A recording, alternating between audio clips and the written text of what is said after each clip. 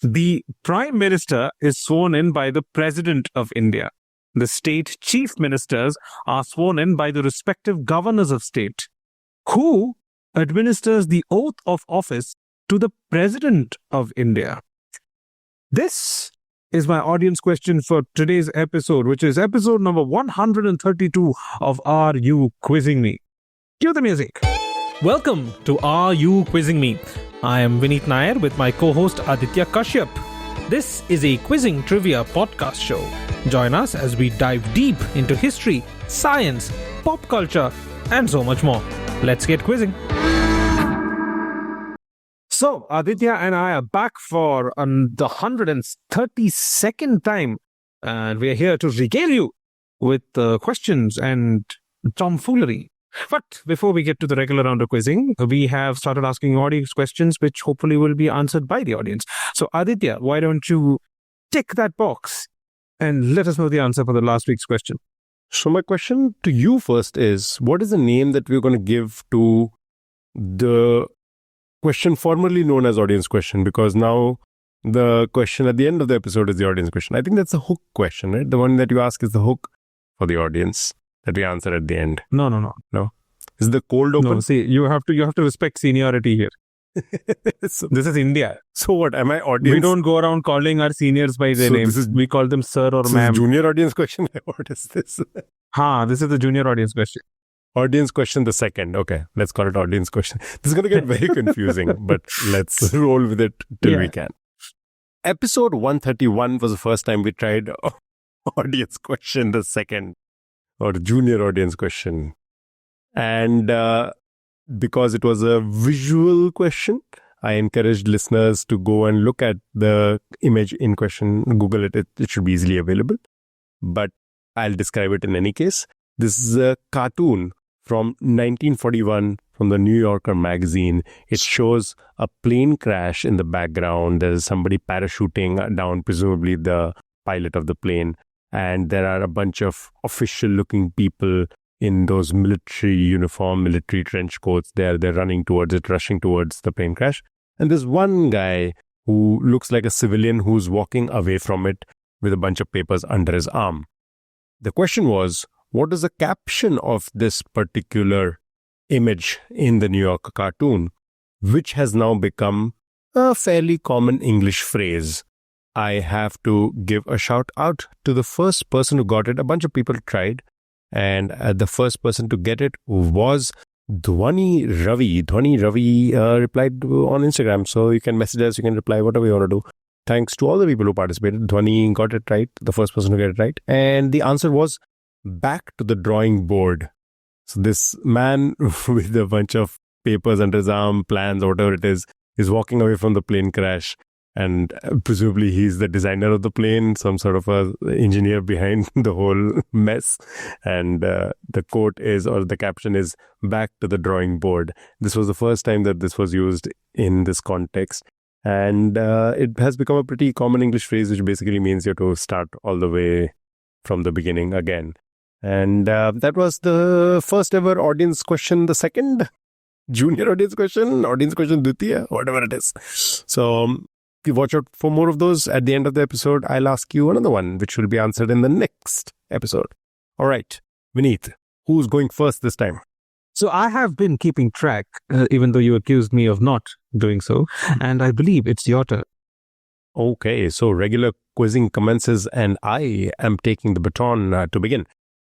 My question to you, Vineet, is, speaking of putting people in an uncomfortable position, What?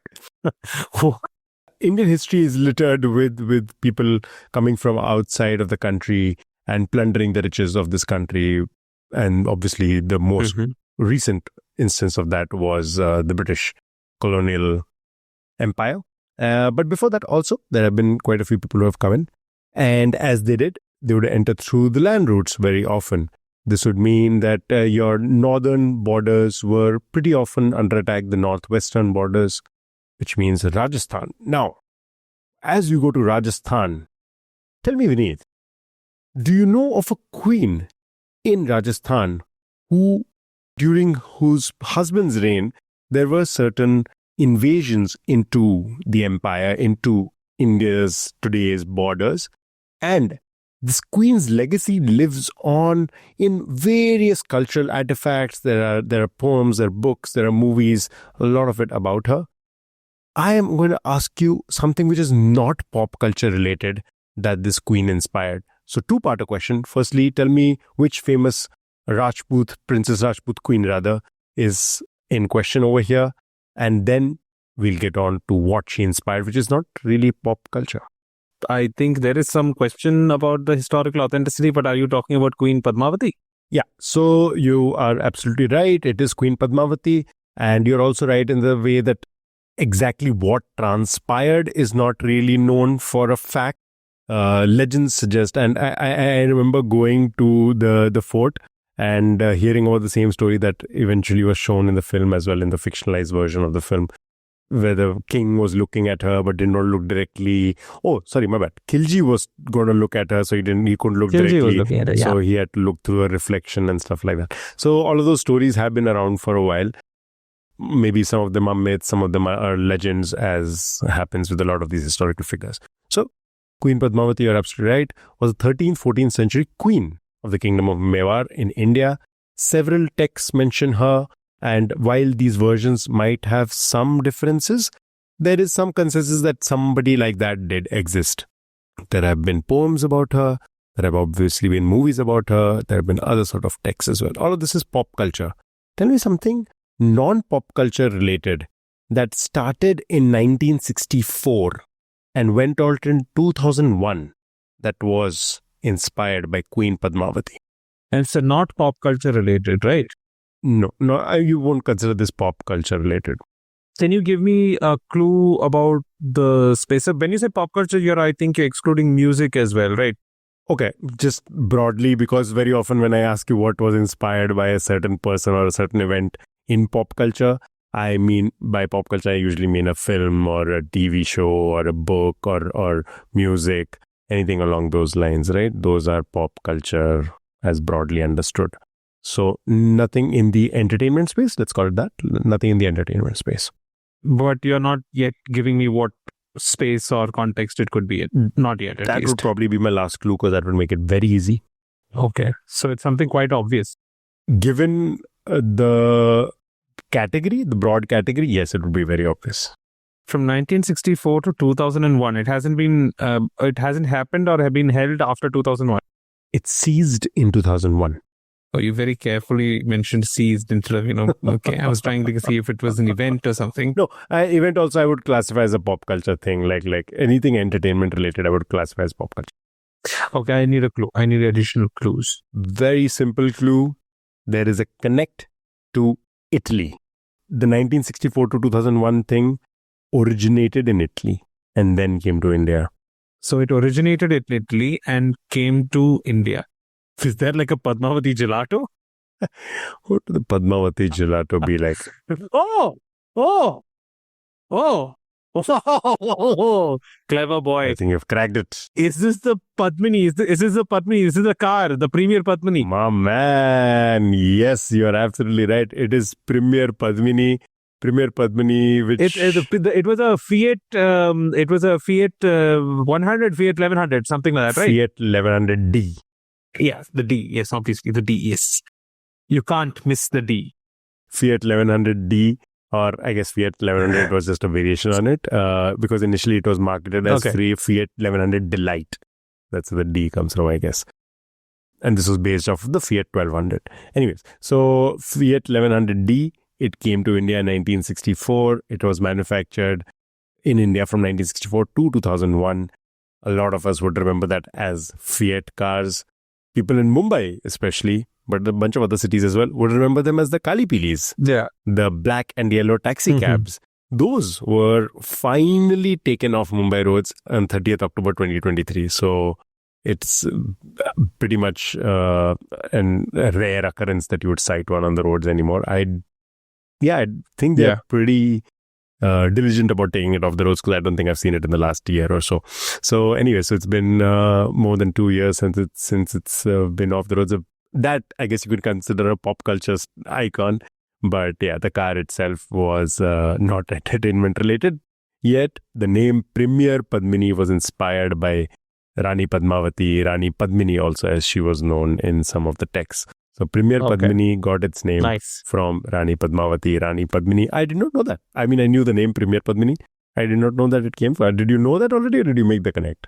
No. I didn't know it. And I was just thinking, like, what have we imported from Italy, obviously, apart from Sonia Gandhi and gelato? And then the next thing that came to mind was Fiat. Let me stop you right there. Are you completely ignoring the fact that we have also gotten butter chicken pizza from Italy and made it better by bringing it here? Butter chicken pizza is an abomination cooked up in the roads of Delhi somewhere. Oh my God, Vineet, you break my heart because you have clearly never tried a great butter chicken pizza and this Mumbai pizzeria called Joey's. Okay, it doesn't resemble a pizza, but they call it a butter chicken pizza. I am honoring what they call it. It is a beautiful, just debaucherous meal that will last you at least 2-3 days because it's huge.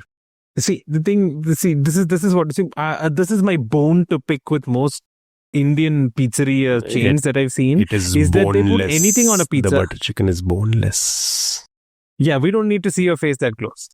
But no, see, honestly, seriously. This it just irks me that people put all kinds. They put chili chicken on pizza. They put butter chicken on pizza. First of all, chicken is not something that traditionally goes on pizza. Chicken, fine. You want to call it an Indian version of a pizza? That's fine. But it's not a pizza, right? It's not an Italian pizza. So you want to call it an Indian pizza? That's fine. It has nothing to do with Italy. Italian pizza, complete thing on its own. You want to call it an Indian pizza? That's fine with me. But don't you, Aditya Kashyap, dare call the butter chicken pizza that abomination as Italian. Next thing you'll say is Chicago deep dish is not a pizza.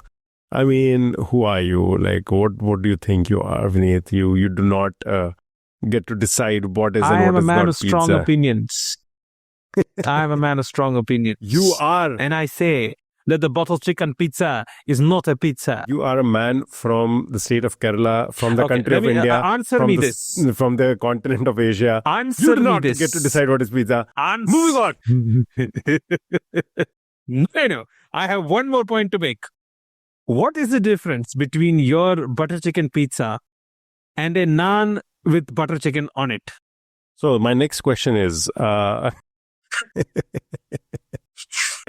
Okay. I will get back to you on that. That is my audience question number 3 just for me. I'll do a research and get back to you. Okay. Take it away. Your question. Okay. So this is quite an indulgent question, but I really, really want to and need to do this. I'm already late in it, but I really have to do this. So for our listeners, please bear with me while I ask this question, but there is a reason why I'm asking it, and it's a little personal. Okay, so I'm going to give you a 2-part kind of question. We are looking for a historical figure who has a first name, a middle name, and a last name. Okay.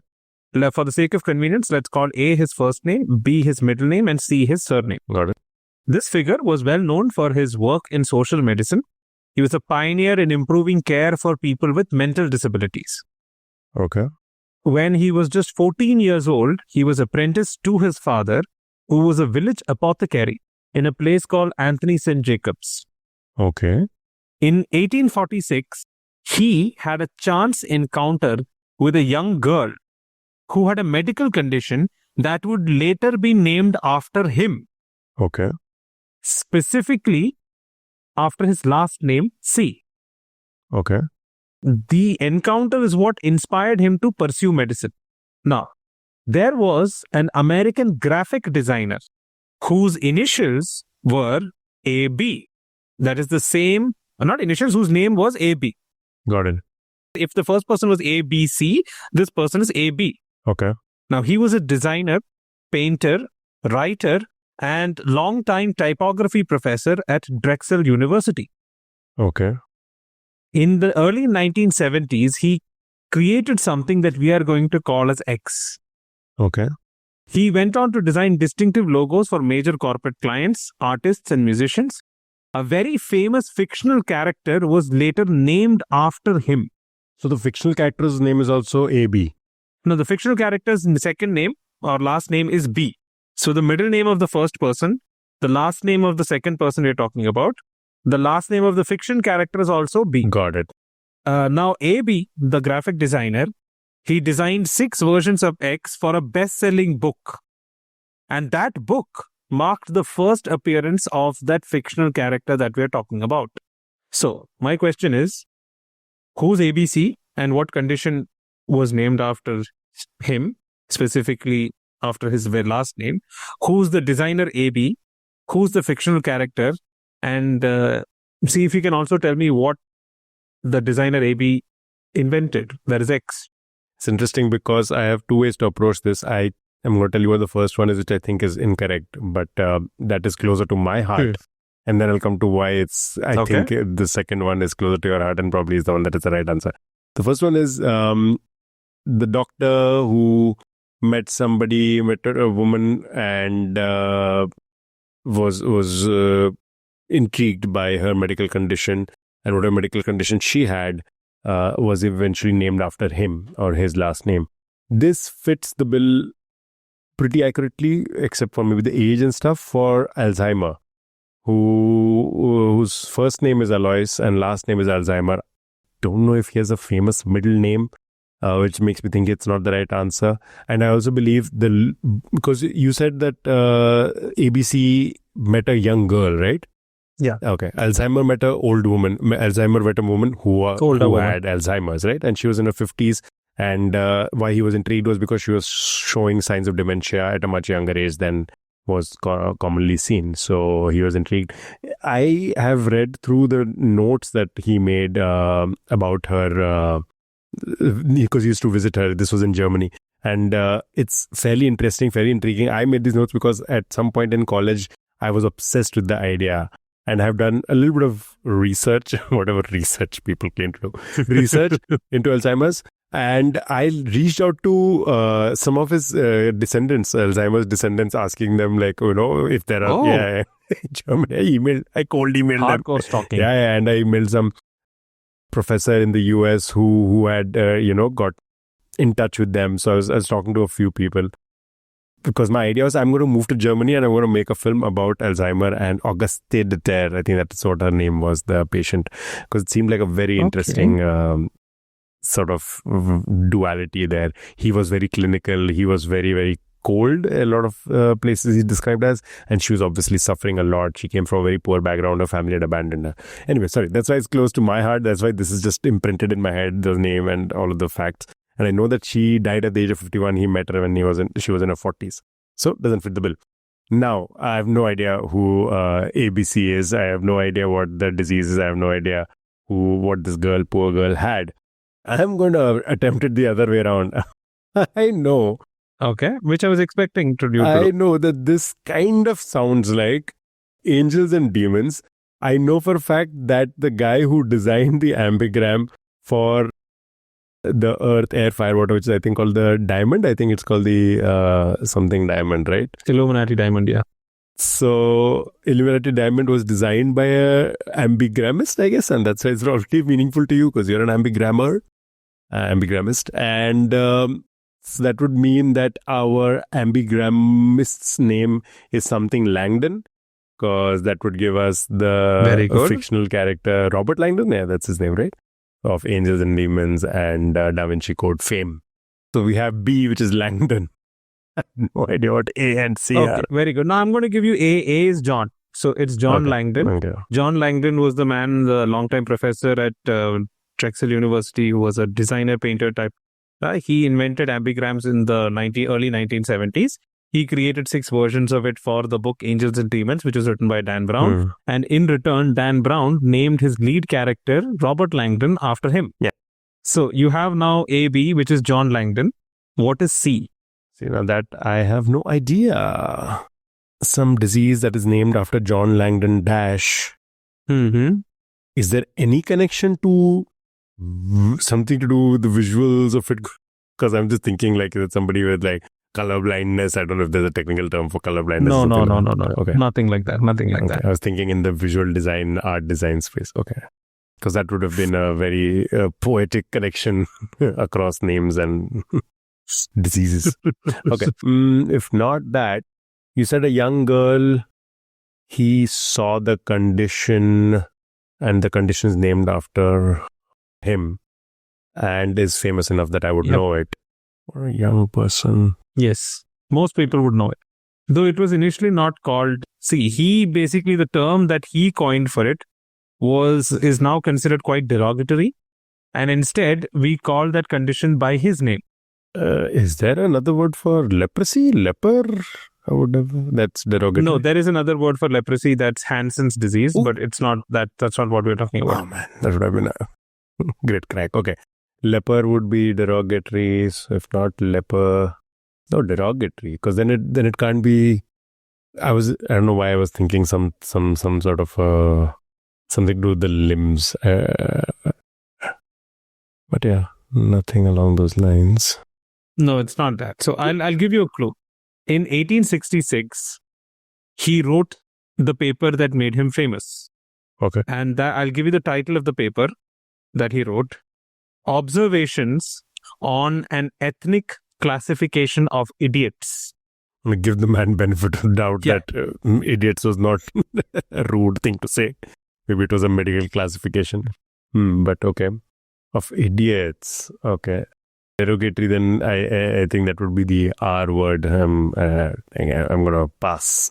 No, not that one. That's not the one that we're looking at. Oh, it's not? Okay. It's not. Okay. That's not the specific word, but you are in the right area. Is there something related to autism? Like slow or something? No, not autism, but quotes. similar. Like right now, I'll give you another clue. Every woman who becomes pregnant nowadays is screened for this during their pregnancy. Oh, there are a bunch of these. Oh, no, but that's a blood-borne disease that I am thinking that they're screened for. Yeah, I think you have sickle cell anemia. Sickle cell anemia, yeah, that's what I was going to think. No, that's not. No, it's not that. This is not one of those things. So this basically nowadays, any woman who gets pregnant, almost every woman who's at least in a city, will get prescribed a test in their first or second trimester to ensure that their baby does not have this, or at least to screen for whether their baby has this condition. It's not the R word, not the rude R word, right? Not that. No, okay. No. And we are not, and it's not autism, not Asperger. I was going to guess Asperger, John Langdon Asperger. No, Asperger's is on the autism spectrum. Yeah, that's related to autism. Oh, I know which really rude word it is, because I remember being a child and asking my mom, oh my God, I shouldn't laugh, sorry. Why is that word used? Because I think I heard some adult say it in my life. Is it Down syndrome? Yes, it is Down syndrome. And the word... I think this... I don't know if that's the one that you were talking about, but I've heard the word, and I'm so sorry if somebody listening is affected by this. Just for history's sake, I think they used to say mongoloid. Yes. Okay. So you've gotten all of it. Very well, very well cracked. I knew this is a very indulgent and very roundabout question. So A, B, C, the person we were looking for was John Langdon Down. Right. So when he was 14, he met a young girl who had what we would call Down syndrome, which is basically everybody has a pair of every type of chromosome, right? Apart from your sex chromosomes, you have a pair of every type of chromosome. So you have 2 of chromosome 10, 2 of chromosome 12, 2 of chromosome 13, like that. In children affected with Down syndrome, they have 3 of chromosome 21. Okay. So you have an extra chromosome. Right. So that's what causes Down syndrome. So he met a girl who had that condition. He was inspired to pursue medicine. And then he wrote a paper in 1866, as I mentioned, which is called The Observations on an Ethnic Classification of Idiots, in which he put forward the theory that it was possible to classify different types of conditions by ethnic characteristics. He listed several types, including the Malay, the Caucasian, and the Ethiopian types. The paper is about what is known as Down syndrome, named after him, but which he classified as the Mongolian type of idiot. As a result, Down syndrome was also known as Mongolism, and people with Down syndrome were referred to as Mongoloids. Down's original terminology, later deemed racist, continued to be used colloquially into the late 20th century, which is probably why you heard it. In 1975, the United States National Institutes of Health convened a conference to standardize the naming, and initially it was called Down's syndrome, and they replaced it with Down syndrome. Oh, okay. So there is no S, there is no apostrophe S, it's Down syndrome. Okay. Now, if you take the first two names of John Langdon Down, John Langdon is the American graphic designer who in the early 1970s created ambigrams. Ambigrams are a form of artistic typography in which you can read that word or letters from multiple perspectives. He designed famously 6 different ambigrams for the bestseller Dan Brown novel Angels and Demons. And the main character, Robert Langdon, was named after him by Dan Brown as an homage. The first time I read Angels and Demons, I was entranced by those designs. And that's what inspired me to start trying and creating ambigrams. And then later, a few years later, I had the privilege of interacting with John Langdon through Facebook. Obviously, he was in the US and I was in India. Yeah. So we were part of the same group. And he used to critique my designs in between. He was supportive as well as quite, brutal. And it was just yesterday that I came to know, because I'm completely off Facebook, so I don't see anything that's on Facebook most of the time. But it's just yesterday that I came to know that he passed away on Jan the 1st, 2026. Oh. And he single-handedly inspired a lot of people. There is a book of his, again, it's not a pop culture recommendation because it's one of those art kind of books. And most of the writing is an expression of his philosophy. But there is a book called Wordplay by John Langdon, which I would highly recommend people to check out. If nothing else, just look at the pretty, beautiful ambigrams that he's created. They're in just pure art. So John Langdon, the famous man who created ambigrams, shared the first part of his name, both actually his entire name, with the first 2 names of John Langdon Down, after whom Down syndrome is named. So that was my question. And I felt I needed to do at least something, or at least say something about John Langdon. And I'm quite disappointed that I came to know quite late that he passed away almost 2 months. Well, rest in peace, John Langdon, and thank you for your contribution to I would say that's a pop culture staple. I think there is definitely a cohort of us who grew up reading those books, and invariably all of us loved it. I know a bunch of people who attempted it as well. Or at least tried to. I, just like you, tried to do it, but my reasons were a lot more laughable, because I was doing it to impress a girl in high school. Okay. The thing was, it read my name if you read it one way, and then if you turned it around, it read her name. That's the ambigram I designed. So I've done that. A wedding gift to one of my friends was I created an ambigram in which one way it would read his name, and if you turned it 180 degrees, it would read her name. I had it etched into a crystal block with an LED base, and that was my gift to them for their wedding. That's wholesome. In my case, I just gave it to this girl who didn't even realize what it was. It was like on a birthday that I gifted it to her. I don't think she even got what it was. And she's like, oh, okay, great, I guess. I was like, no, but this has so much meaning. Have you not read Angels and Demons? I don't think she had read Angels and Demons. So that fell flat on its face. I'll actually mention the first name that I did that to was my sister's name, who is also the designer of our logo. And the reason I did it was because my sister's name is Ayushi, and AYUSHI. So A and I had to kind of mirror, and Y and H. Y and H are easy enough to mirror. They're literally the mirror of each other in cursive, right? So I remember being like, okay, whose name looks like it could be most easily ambigrammable? And I did it for my sister's name.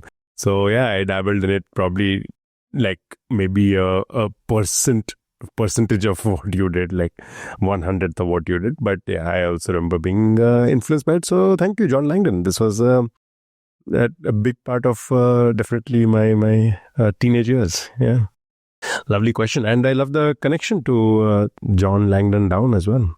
Yeah. Okay, on to something a little more lighthearted, Aditya. At least I hope your question will be a little more lighthearted. Well, I'll tell all the listeners that Vineet looks somber right now, so I'm going to try to cheer him up by telling him something. I don't know. This is not cheerful at all, but it's not sad either. This is just good old trivia. Okay, Okay. that should cheer up the trivia nerd in you. I'm going to describe something in language, in study of languages, and you have to give me the name for it. So, X is a phonological change that occurs in tonal languages. It involves changes to the tones assigned to individual words or morphemes based on the pronunciation of adjacent words or morphemes. This change typically simplifies a bidirectional tone into a one-directional tone. You would find this in a bunch of languages, but perhaps the most prominent would be Chinese, Mandarin, and even Burmese. What is X? So let me see if I understand this right. We are asking for the phonological term for when pronunciation changes depending upon what's coming up next. Correct. I'm guessing you want the correct term. That's. Would I know this? I think you should, yes. Okay. I would know it more than you would, but you probably would too. Oh, okay. I have read this somewhere, but I can't remember what I read. So, which is now becoming an increasing occurrence as I become older. I need some kind of clue. Oh boy, this. I wouldn't call it you either know it or you don't know it kind of a question. You can get it, but I don't know if there are any clues to it. I'll just say to start off, there is an Indian connect. And when I say I would know it more than you, I don't know if you, I think you did study Hindi in school, but I definitely did study Hindi. So that's the reason I perhaps would know it more than you would. I have a confession to make. My learning of Hindi in school was most just rote learning for the exam because I hardly ever understood it. I actually learned Hindi after I left school. So, I mean, no offense to my Hindi teachers, but that's just the case. So, I'm going to out one of our regular contributors, one of our regular guests, HK, very good friend of mine. He has a degree in Hindi, and his Hindi was, I love you, HK, but was terrible for the longest time. And then he moved to Delhi, and the man has gotten pretty fluent in it. So kudos to him, because I can't imagine moving to Chennai and being able to pick up Tamil anywhere close to how quickly he has picked up Hindi. But in any case, yes, I know a bunch of people like yourself who just are on paper very well educated in Hindi, but can't speak it to save their lives.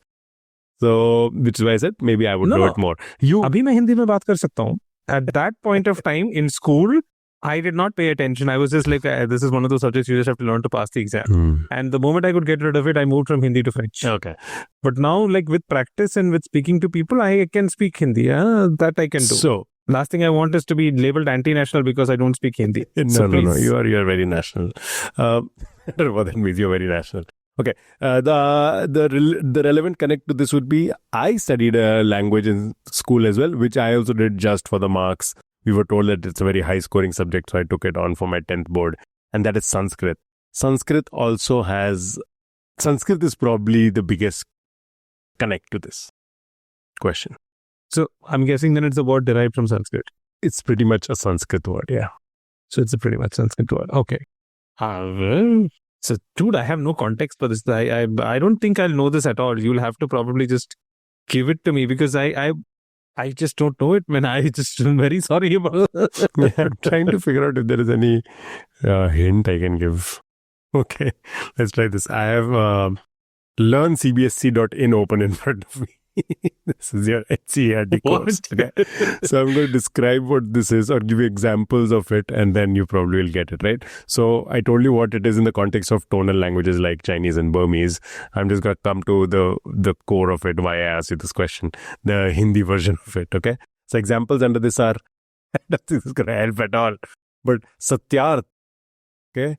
Tatrapi, Sakshar, Paramatma, Devalay, Himalay, Vidyarthi, Ravindra, Kavishwar, Girish, Mahindra, Satish, Nadish, Bhanuday. There's no way I'm getting this. Stop torturing me, just give me the answer. I'm honestly telling you, there's absolutely no way I know this. Okay. Yeah. No, this is difficult. But does the word Sandhi mean anything to you? I think it means to bring together or something, or to join or something like that, right? Wow. think so. This question is not having the impact that I envisioned it would. Because I'll give you the answer. This is called Sandhi? Never in a million years. Hey, listen, just because you didn't pay attention in your Hindi classes and that's why you don't remember Sandhi doesn't mean this question is not great, okay? Okay. The concept that I was talking about is called tone Sandhi. Yeah, and the reason that it blew my mind was because I was looking through something to do with Chinese and I saw this phrase tone Sandhi, and it was just like, what is this very specific Hindi thing that I learned doing in Chinese grammar or Chinese language? So I went and Googled it. And Sandhi is actually used across languages. So Sandhi is actually any wide variety of sound changes that occur at morpheme or word boundaries. Let's not get too technical, but just to simplify it, make it, explain it like I'm 5. If you have 2 words and you need to combine them to make one word, there's a certain tone change that might happen, right? Vidya and Ale. Vidyalaya, which means school, Vidya means knowledge, and Alaya means house. So school, a house of knowledge becomes a school. And Vidya and Alaya, Vidyalaya. So the way it combines, there are some rules attached to it. And these rules are pretty consistent with some few minor exceptions here and there. That is what Sandhi is. And that's what I studied in Hindi. And then I realized that it exists across languages. So Sandhi is in Celtic languages. Portuguese has Sandhi. It's called consonant Sandhi there. There is, of course, in total language, I told you, German dialect has it, English has it, French has it, Japanese has it, Tamil has it as well. So there are some South Indian languages as well that have it. I don't know if Malayalam has it. I couldn't find any example. But possibly. Yeah, Tamil, because the Sanskrit connection there as well. So all of these languages have it. And Sandhi, which is I think it comes from the Sanskrit word Sandhi, which means joining, is a word that is used across all languages. And especially if you go talk to a Chinese person, they'll talk to you about tone Sandhi. A Chinese teacher probably will talk to you about tone Sandhi. Because I Googled tone Sandhi and there are so many lessons on it. And there are just Chinese people talking about tone Sandhi. And just the juxtaposition was very funny to me. Because the last time I heard Sandhi, it was my Meenakshi ma'am telling me, teaching me what Sandhi is. And then I just saw this Chinese lady telling me on YouTube what tone Sandhi is. So, yeah, this question was not for Vinny. This was for all those people who paid attention in their Hindi class and are currently mind blown. Yeah. Yes. Okay. So let me then move on to something which I actually really will probably blow minds. Whoa. Shade. Okay. So, the BBC Your Millennium online poll for the greatest star of stage or screen ran in June 1999 on BBC News Online, seeking public votes for the top performer over the last 1,000 years. The top 10 list has some surprising results. Okay. So I'll give you a few of those. And obviously, I'll omit a couple, and you have to tell me which ones I'm omitting. Sure. Okay. So, number 2 is Sir Laurence Olivier. Number 3 is Sir Alec Guinness. Okay. Number 4 is Charlie Chaplin. Okay. Number 5 was Homer Simpson. Nice. Number 6 was Robert De Niro. 7 was Cary Grant. 8 was Buster Keaton. 9 was Marilyn Monroe. My question, who was number 1 and number 10? So these are you said top performers, so I'm assuming this is only to do with acting, right? And you mentioned only actors as far as I could tell. Yeah, these are actors. I'm looking, both the people I'm looking for are actors. I don't know how Homer Simpson qualifies as an actor, but okay, maybe the voice actor. Yeah, but they did kind of put him in there. Okay. Yeah. The second one was Laurence Olivier. There was Charlie Chaplin in there, Homer Simpson in there. Who else did you say? Cary Grant, Buster Keaton, Marilyn Monroe, Charlie Chaplin, Alec Guinness, Laurence Olivier. Who was number 1 and who was number 10? Oh, I'm surprised Charlie Chaplin is number, not number 1. 4. Bruce Lee, you were going to ask me number 10. I'm going to say Bruce Lee for number 10. Yeah. No, it's not Bruce Lee. But also last 1,000 years, how do you... No, obviously they didn't think of the last 1,000 years. People just calculated among the last 50, 60 years. That's it. Okay. People's memories are very, very, very short. Okay, fair enough. Is it something really stupid like Hitler, because he used to do those performative theatrical things in his speeches? And no, it is stupid, but it's not Hitler. Like now you would think it was stupid. It wouldn't have been very surprising at the time. But today you would be like, what? Okay. I'm supposed to answer number 1 and number 10, right? 10, yes. Number 1 and number 10. Number 1 is quite, I would say obvious, but it's not very surprising. Not as surprising as number 10. Okay. These are actors, right? They're not known for something else and just side. They're all actors. Okay. They're all actors. But number 1 is known for a lot of things. But primarily acting. Yes, primarily acting. Oh, you did not say Marlon Brando, the whole method acting thing? Nope, it's not Marlon Brando. It's not Al Pacino. It's not any of the usual suspects. You didn't say See what I did there? You didn't say either of the Hepburns. So No, it's neither of those either. So I'm going to move this along a little bit. So number 1 and number 10 are both Indian. Oh, what? Okay. Oh, is this one of those like just there were these votes and then Indians just voted in vast numbers for Indian performers? Oh yeah. Yeah, Okay. yeah. And this was done in This is 1999. 1999. So I would have Shah Rukh Khan would have been a very easy guess, but 99 Shah Rukh Khan is pushing it. Very good guess, but wrong. Yeah, no, Shah Rukh Khan can't be 1999.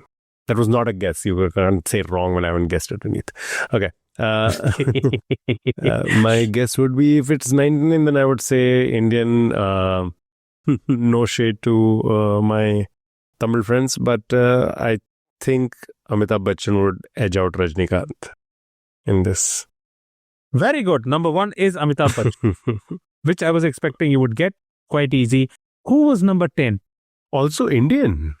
Also Indian. And you said this would be ridiculous So I in want you to today's go context. through your head the biggest stars in India during that time and then try and give me the answer. Biggest stars at the turn of the millennium. And I wouldn't think you'd ask me this if it wasn't Hindi actors, because unfortunately my knowledge otherwise is restricted. Or it could be that I'm trying to torture you because we all know you don't watch South movies. Oh, that's just rude then. But no, this is a North Indian actor. You know what? I'm going to take a guess. Is it Johnny Lever? It's not Johnny Lever. Good guess, okay. but not Johnny Lever. Because you said now in retrospect probably doesn't make as much sense, but had a pretty big impact in 1989. Not... Johnny Lever was never that big. I mean, like he was always like a supporting role, but not somebody like who you would call a star, right? Who were the biggest stars in the in the Hindi film industry? The biggest stars of the 90s. Oh, okay. Then I'm going to say some actress then. Aishwarya Rai? She had already been crowned. Nope. Okay. Is it an actor? Is it an actress? It's an actor. So technically the term would be female actor, but I'll forgive you. Okay. No, I can't think of any other actor. Then it would be Shah Rukh Khan. Like, I can't think of anybody else who would be... It's not Shah Rukh Khan. Akshay Kumar? No. Govinda? Yes, it was number 10 was Govinda. In a 1999 online poll of the BBC Your Millennium poll, for the top performers of the last 1,000 years, number 1 was Amitabh Bachchan and number 10 was Govinda. The man who claims he turned down Avatar. The only reason I guessed Govinda was because I recently saw somewhere on my random Instagram scrolling somebody had put quotes from a previous interview. Again, I'm hoping this is true and not just something made up. But apparently somebody had claimed that, let's see how long these Amir, Shah Rukh and Salman last. Yes. I saw the same thing. Some Filmfare interview or something it was. Oh, man, that was hilarious. His quotes were all over the page. That.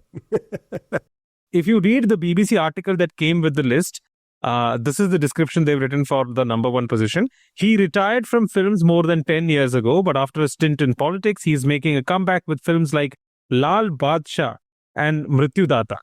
His placing in your Millennium vote as the greatest star of stage or screen and placing at number 10 of another Bollywood star, Govinda, is a reflection of the huge popularity of Indian films. Bombay's film industry is one of the biggest in the world, each year producing more than 1,000 films which are seen in Russia, China, Africa, and the Middle East. The UK has a large overseas audience with Asian cinemas enjoying a revival. In the 80s, people stayed at home to watch Asian films on video. But last year, the film Dil Se was a box office hit, the first Bollywood production to make it into the UK top 10, despite being considered a flop in India. Oh, this was a flop in India. Okay. I didn't do as well as expected. But yeah, I found it very nostalgic to read an article from the late 90s, like Lal Badshah. I'd completely forgotten about Lal Badshah. Yeah, I guess in retrospect, a lot of these things don't make as much sense. Fair enough. And Govinda. Someday I'm going to put a list of actors who claim to have refused roles by James Cameron.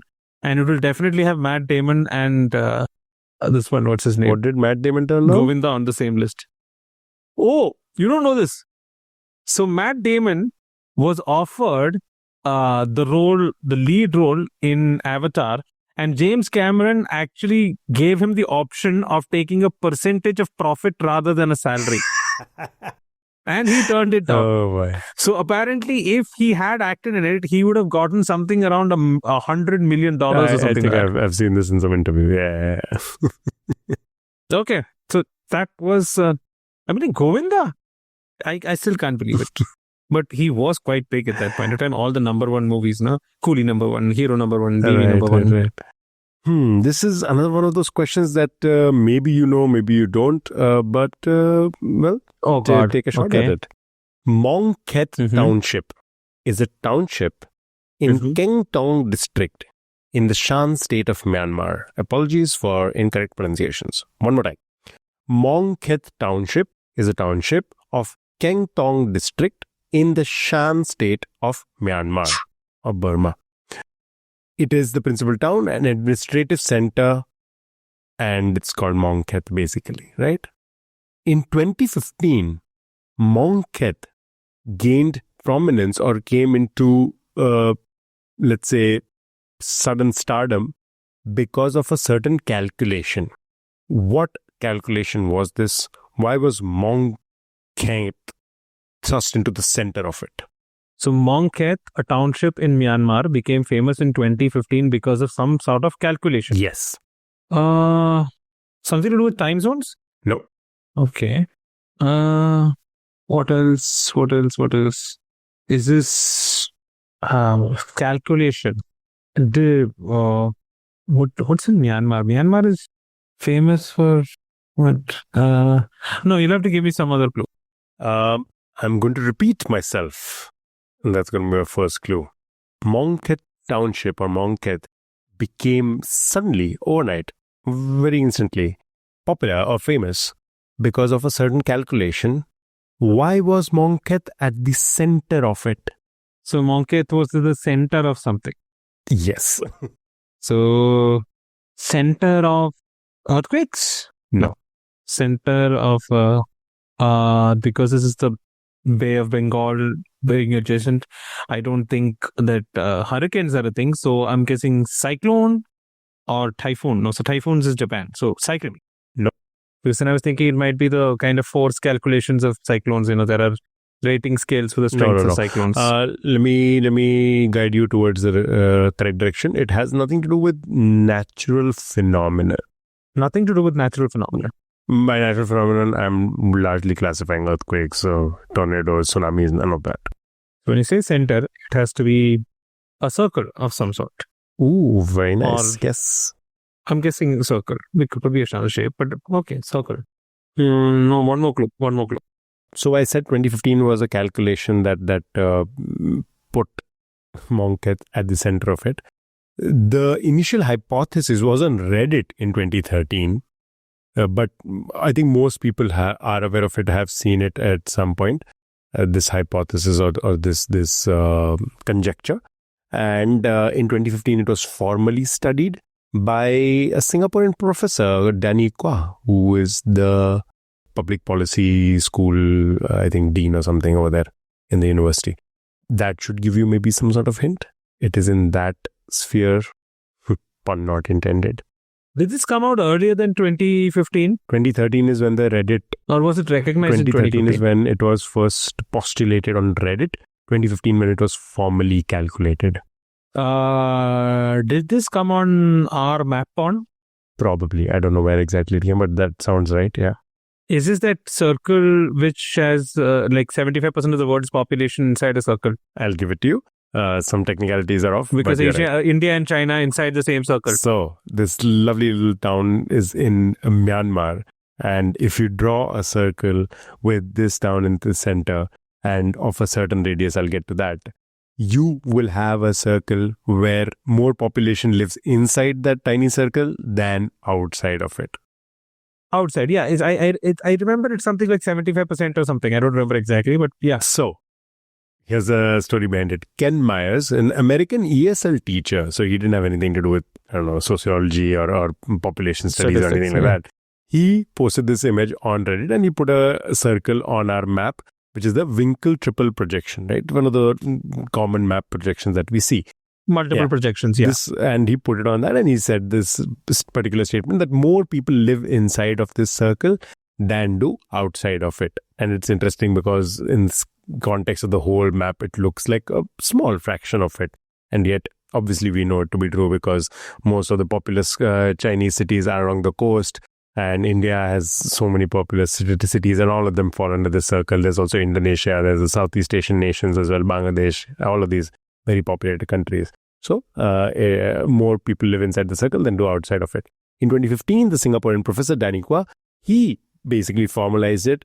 And along with the help of an intern, Ken Teo, he managed to find the center of that circle on a different map projection, which would be on an actual spherical representation of the globe. On that, he put a circle and he made the radius actually much smaller because the initial radius was supposed to be around 4,000 kilometers. He proposed that this is around 3,300 kilometers and postulated that this is the smallest possible circle. So, a circle drawn with a radius of 3,300 kilometers from Mong Khet as the center would have more people inside of that circle than it would outside of that circle. And the circle is called Valerie Pieris circle. This has become a common way to measure things on much smaller scales as well. Like you could do it for a country, you could do it for a state as well. Like if you had the whole of country of India, where could you place a circle such that you would have more people inside of the circle than you would have outside of it? Outside of it. So this has become a common Valerie Pieris. I don't know why. This was the name Ken Myers had on Reddit. That was his username. It's named after his Reddit username. Valerie Pieris circle. And that centers around this cute little town in Myanmar called Mong Khet Township or Mong Khet. And that's the claim to fame. That's a great question. Great question. It just reminds me of the fact that you said that Valerie Pieris was Ken Myers' Reddit screen name. Yeah. Reminds me of this fact that I don't know if many people outside Reddit know this, but the first person to gain 1 million karma credits on Reddit is postulated to be, we don't know for 100% true or not because it's conjecture and the actual name that has given it away, might have been Ghislaine Maxwell. What? Why? As I mentioned, this is a postulation. It's more of a Reddit kind of theory. But one of the most prolific high karma users on Reddit in the early days was a user with the account name u/Maxwell Hill. Okay. Proponents of this theory basically speculate that it was Ghislaine Maxwell who was a super moderator and influencer on the platform. If you go through that particular Reddit rabbit hole, you'll find people who connect the Maxwell Hill. Apparently, Hill has something also true with her father.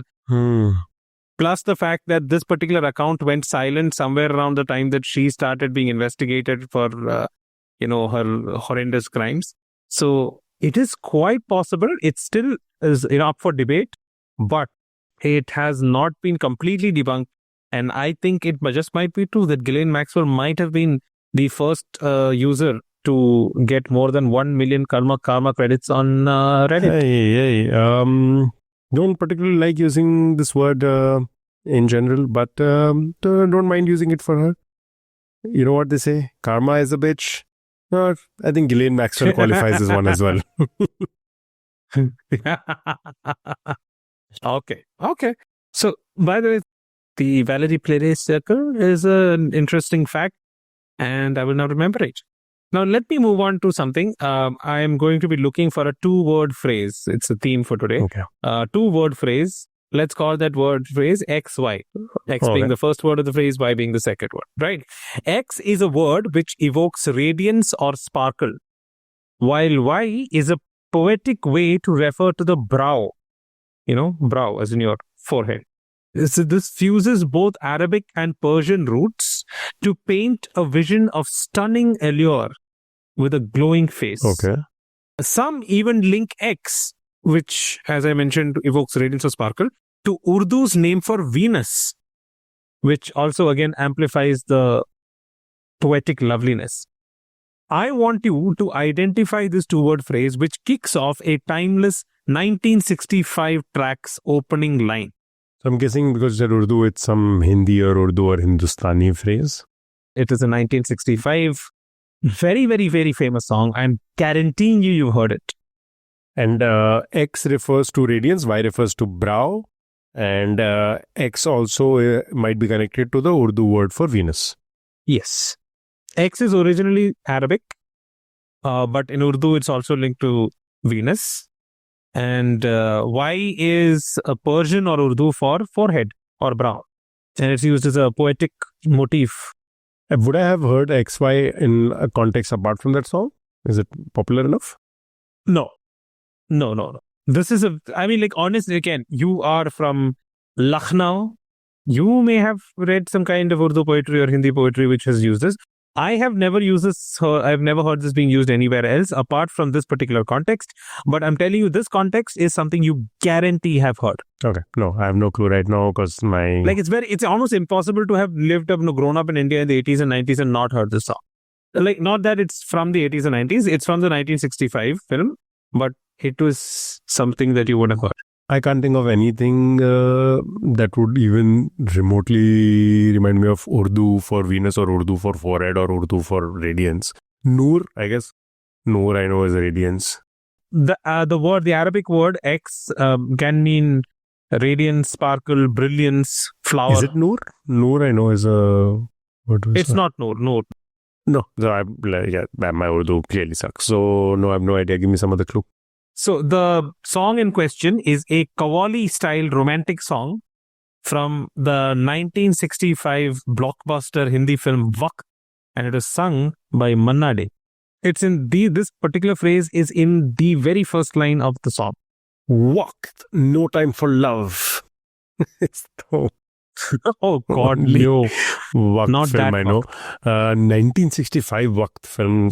I wouldn't even be able to say who was in it, which actor. So, no, I don't know what Manna Dey's song could this be. No, you definitely know the song. That I can guarantee you. Just try one more time to guess it. See if any kind of Manna Dey song comes to mind. Obviously, the movie that we're talking about starred Sunil Dutt and Shashi Kapoor, Rajkumar, Balraj Saini, Satna vastly overestimating my Manna Dey fandom. Top of my head, I have zero Manna Dey songs. Directed by Yash Chopra, produced by B.R. Chopra. Oh, okay. What is directed by Yash Chopra? Okay, that part I knew. Because I don't have any other clues to give you. That's the thing. But you said kids in the 80s and 90s would have known. Would we have known it because none of us was? I mean, that's what... you would have definitely know this. And even if you were born before or after, you probably do know this. Which means it has probably been used in some other film or something, right? It was actually featured, if I'm not mistaken, in DDLJ a little bit. See? Now that's a good hint. Because I think you're talking about "Ae Meri Zohra Jabi Tujhe Maloom Nahi." Zohra Jabi. Very Zohra good. Jabi. It is. Zohra Jabin. Zohra derives from Arabic. From Zuhra, means flower, brilliance or radiance. Also links to Venus, which is Zuhra in astronomy, symbolizing beauty and shining light. Jabin is Persian or Urdu for forehead. And combined, Zohra Jabin means a beautiful person with a shining forehead. And as I mentioned, it's a timeless Qawwali-style romantic song from the 1965 blockbuster Waqt. And it was sung by Manna Dey. And if there are any Gen Zs or Gen Alphas, the very, very few of you who actually listen to our podcast, the song that I'm talking about is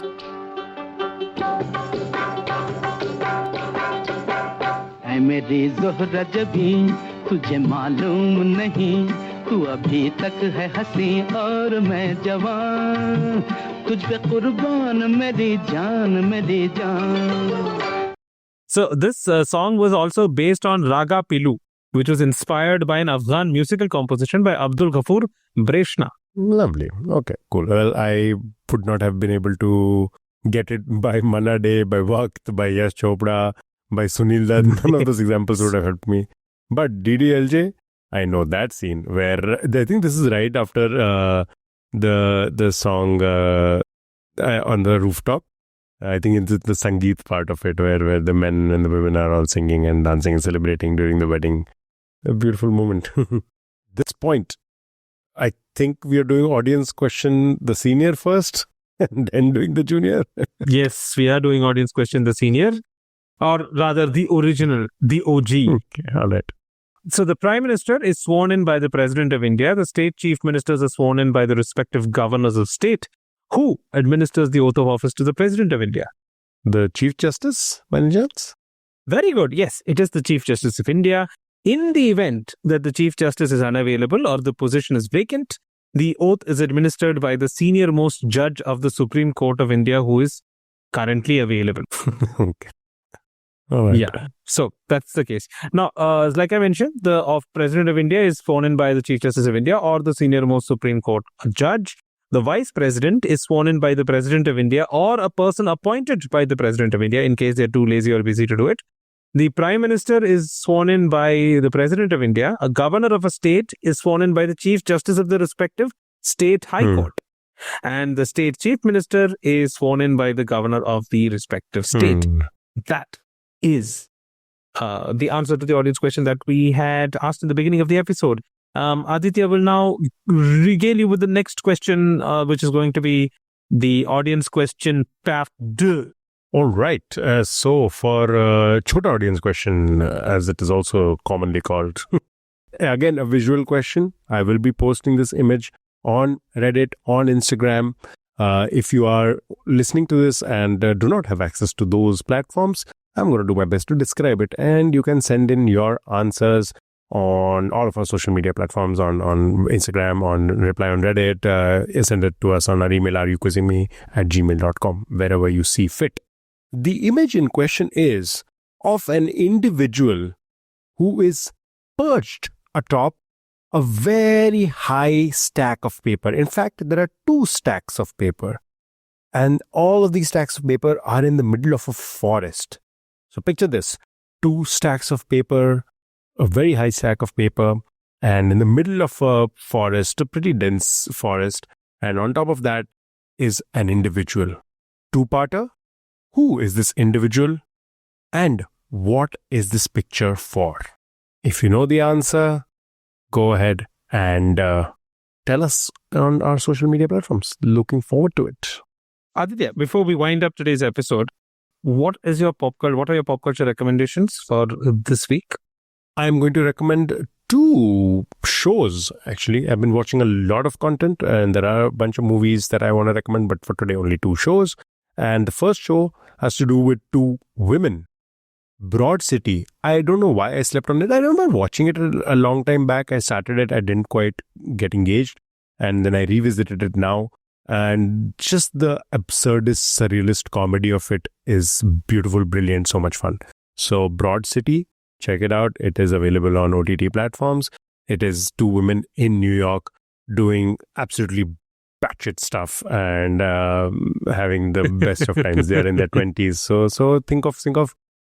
I remember recommending adults and telling you that it is Friends, but for a more modern palette. Broad City is in the 2010s, so it kind of bridges the gap when Friends ended and there wasn't anything in the mainstream which was filling that niche. And then now there are other shows also. Of course, there are other shows which are also popular. Broad City was one of the ones which was kind of under the radar, cool if you knew about it. Only the really in people knew and were watching it. So Broad City, brilliant, by the way, actresses or female actors who have also created the show. So check that out. The other thing that I'm going to recommend has 2 men in it. Men, they might be pushing it because one of them is a child. And this is A Knight of the Seven Kingdoms. there is some really fun stuff happening yes. on IMDb for anybody who's chronically online, because Oh, yes. Breaking Bad fans. Breaking Bad fans have finally quite literally been taken a peg down, because they have been for years and years apparently downvoting other shows and episodes which they didn't approve of, because they would achieve the same status that Ozymandias, one of the most famous episodes on Breaking Bad, a brilliant episode, mind you, which had a 10 on 10 rating. Brilliant, yes. The only ever episode to get a 10 on 10 rating. And then other TV episodes would be close to achieving it, and then Breaking Bad fans would go and just review bomb it. So they tried to do that same thing with the recent episode of Night of Seven Kingdoms, and finally the dam broke, and it kind of backfired because there were review bombs on Ozymandias. So both Ozymandias and the Night of Seven Kingdoms episode, both of them no longer are at 10. They are all at like 9 point something. Regardless, all that stupid drama aside, Night of Seven Kingdoms, just so much fun. And I don't remember the last time something in the Game of Thrones universe excited me. And in a very different way. It doesn't have anything to do with like murder, intrigue, incest, none of that. It is just a very small, simple, beautiful story of somebody in this fantasy medieval Dunk and Egg situation. Yeah, Sir Duncan, Dunk. And Egg is this little child who's Sir Duncan the Tall. And Egg who wants to be a squire. Two very interesting characters, two very well written characters, two characters that you just want to empathize with. And so far, at least, nothing too drastically bad about them has happened in the show. Who knows what future episodes have in store. So I haven't seen the show, but I am a big fan of the stories, the short stories on which they are based, and the graphic novels. I've read both versions. For those who haven't, I would say go in without any spoilers, because there is a pretty big twist. You could probably see it coming somewhere around at least 2/3 into the story. So that is possible, that you might enjoy it if you go in without any spoilers. Though I'll be more interested in seeing how they make the second story, the Swan Sword, because I felt that is one of the weakest of the Dunk and Egg tales. I think there are 3 out of the thing that will be. They are planning that as the next season. But I'm waiting for all the episodes to air before I watch it, and I think the last episode just aired a couple of days ago. But I haven't gone around to watching it, which I will. My recommendation is a movie called Ronin. Have you seen this movie, Aditya? I have a feeling I have, yes, yeah. Yes, so Ronin is a 1998 noir spy thriller. Oh no, I've not seen it. It's on my list. I've not seen it. Okay, so it's got like a fantastic cast. You've got Robert De Niro, Jean Reno, Sean Bean, Stellan Skarsgård, Jonathan Pryce, and a lot of character actors who you will recognize if and when you see the movie. I'll just say go watch the movie. It's a very 90s movie. You can obviously like everything from the way it's shot to the locations to the storylines. Everything is very 90s. It's about a team of former spies and special operatives who come together, who are brought together by this mysterious figure and who wants them to steal something. And things just go from there. I really enjoyed because it's got some killer car chase scenes. Like some very realistic car chase scenes, which is not surprising because the director was John Frankenheimer, who directed with The Manchurian Candidate, who directed The French Connection. So those all, famous movies of the 1960s and the 70s. And this was, I think, his last big film. So I would say go watch Ronin. And that's all the time we have for today's episode. Thank you all for joining in. We hope you enjoyed the show. Please reach out to us on Instagram at Are You Quizzing Me? If you want questions that you have which you want asked on the show, please send them to us at areyouquizzingme@gmail.com. Just make sure to put the name of the Quizmaster in the subject line. You can also find us on any podcast platform. Please rate, review, and subscribe on whichever platform you're listening to, and follow us on YouTube and Instagram. That's all the time we have, and I will see you all next week, and Aditya will see you next week with the answer to the audience question part 2, which is French for part 2. And as we like to say, dig a little deeper. Ooh. Nope. Mm-hmm.